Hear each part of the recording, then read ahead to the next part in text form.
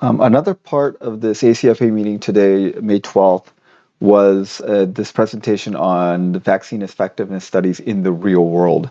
And so they talk about a bunch of studies that have looked at how well these vaccines work in real world situations rather than outside of the original phase 3 clinical trial.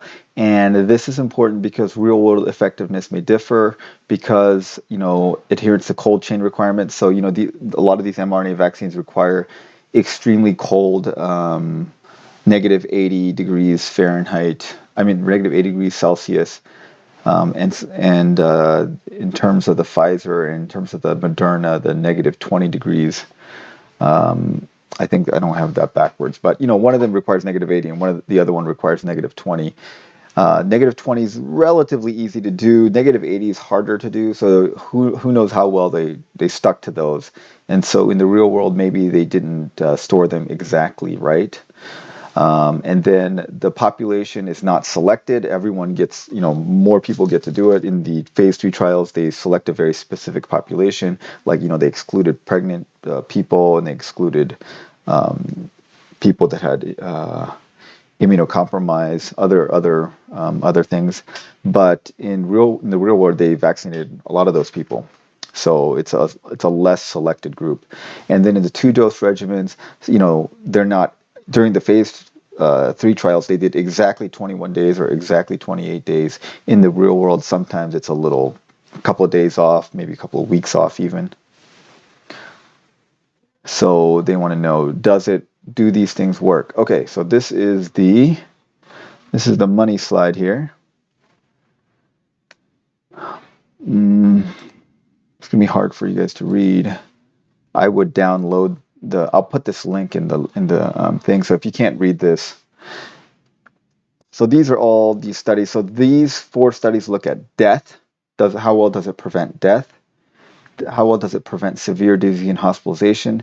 How well does it prevent infection, asymptomatic or otherwise? This one just looks at symptomatic disease. This one looks at asymptomatic disease. So if you look at this, very good at preventing death and very good at preventing severe disease and hospitalization. These error bars are huge in some of these studies. I suspect because these studies had relatively low populations.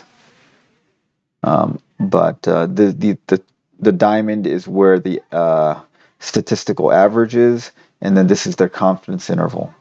And so how well did it protect against infection? Very good. It looks like mostly low 90s, which is what you expected based on the studies. This lines up well with the phase 3 trial, which was low 90s, mid to low 90s. This one study was in Denmark and had lower, and it says the Denmark study, it was in a long-term care facility. So this is looking at nursing home patients. Now we know that the older people in nursing homes generate less robust immune response because of immune senescence. So that makes sense. They're not as well, it's not as effective in older adults. So that makes sense that in that population it'd be less. Symptomatic disease, very good at protecting against symptomatic disease, and then less good at preventing asymptomatic infection. So looks like in the 60s or 70s, which is pretty good. All the blue studies are done in the context of the UK variant, the B117. So when these studies were done, the B11 variant was very common in the general population. So what this shows is that basically the vaccine is very effective in the context of the B117 variant.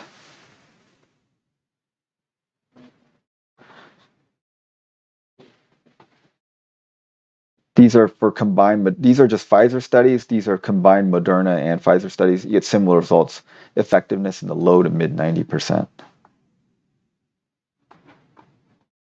Okay, so these are just going through them one by one. I think there's not anything really too important here.